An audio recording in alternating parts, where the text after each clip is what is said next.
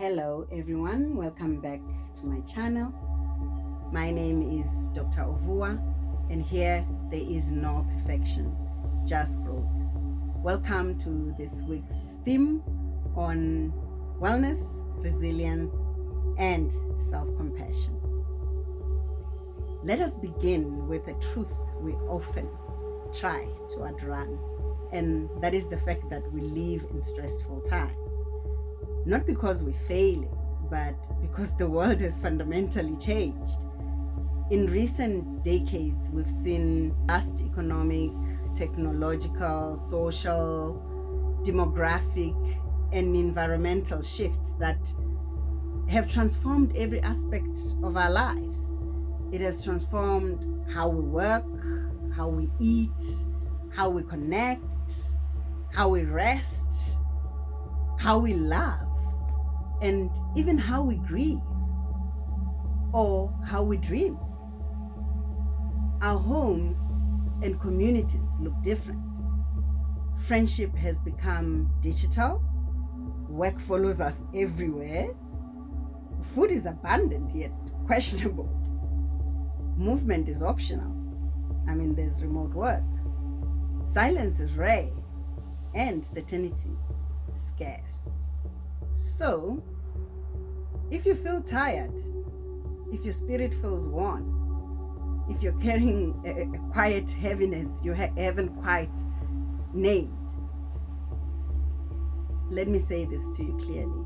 There's nothing wrong with you. The rise of wellness is not just a trend. It is a response. It's a human response to a world that asks too much and pauses too little. We are living longer, yet feeling lonelier. We are more connected, yet more disconnected. We are also more productive, yet more depleted. And the invitation of this moment is not to become harder, but kinder. Not to push more, but to listen deeper. Wellness is not the absence of stress. Wellness does not mean a life without stress. It means a life with capacity. Capacity to pause, capacity to recover, capacity to respond instead of react. Resilience is not about never breaking. It is about learning how to bend and return. And self-compassion is that bridge between stress and resilience.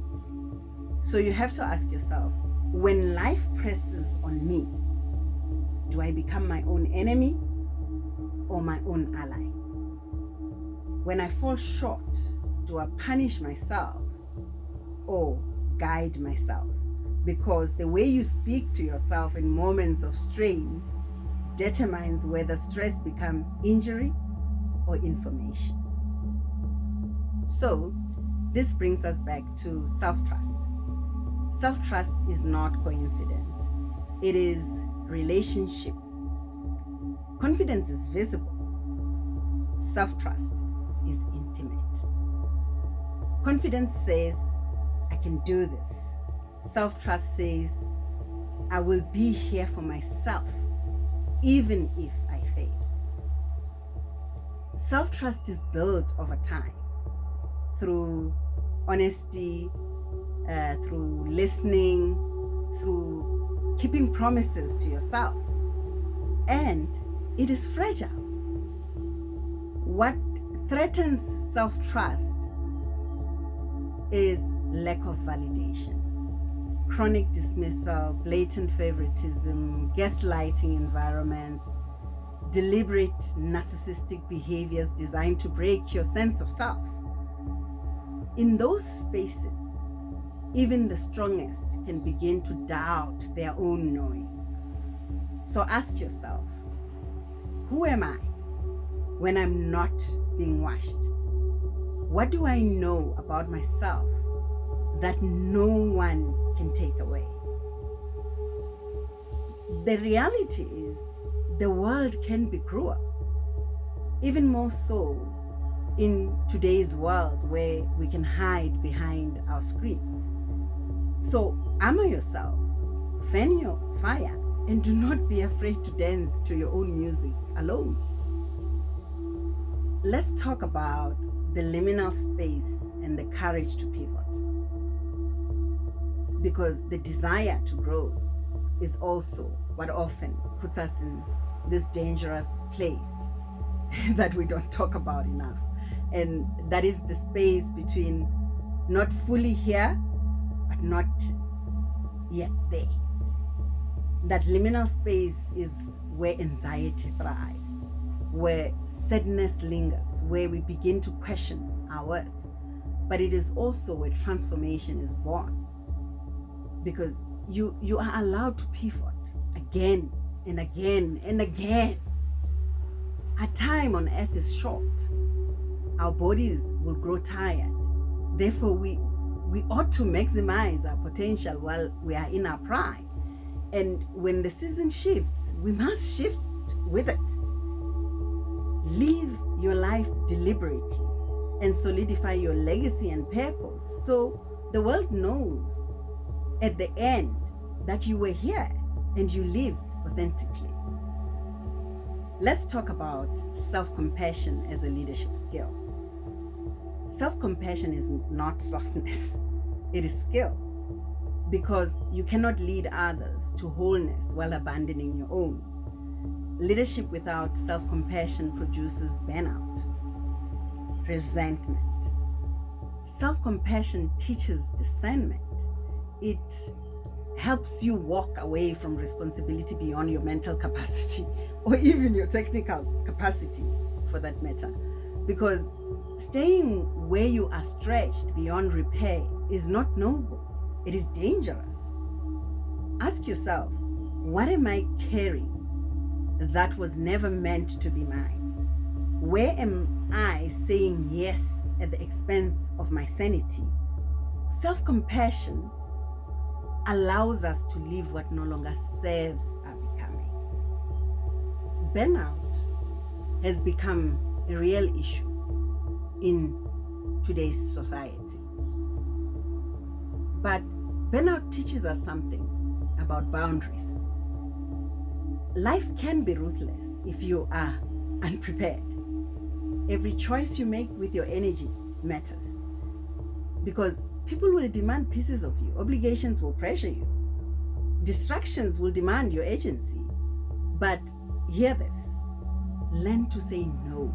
It is not cruelty, it is self-preservation. Boundaries are not limits, they are gateways to power. Every yes given without proper reflection will cost you more than you realize. Self-discipline and self-compassion helps protect your dreams. Not everything deserves access to your becoming. What you protect today determines who you are becoming tomorrow. Being kind without becoming complacent is important. Self-compassion is not complacency, it is clarity. Our perceived inadequacies often come from within far much more than that which others highlight. And learning to accept yourself does not mean you stop growing. It means you stop wounding yourself in the name of growth. You have to be what I call dramalergic. Learn the art of avoiding chaos long before it reaches your home. Boundaries are not walls. They are signs that say, do not enter without intention. We've also spoken quite a lot about reflection and the importance of pausing. Rest in today's world is critical. Rest is not laziness. Overdrive is not ambition. It is overkill. You have sovereignty over your time. You cannot pour from an empty cup. You do not need to earn rest. You deserve it. Rest is maintenance. Rest is strategy. Rest is wisdom. So protect your mental health, not after collapse, but before it. Let's talk about intuition, impulse, and the wisdom of the body. Intuition is discernment. Impulse, on the other hand, is fear in motion. One comes from your higher self, the other from a fight or flight response mode. When you ignore your intuition, regret follows.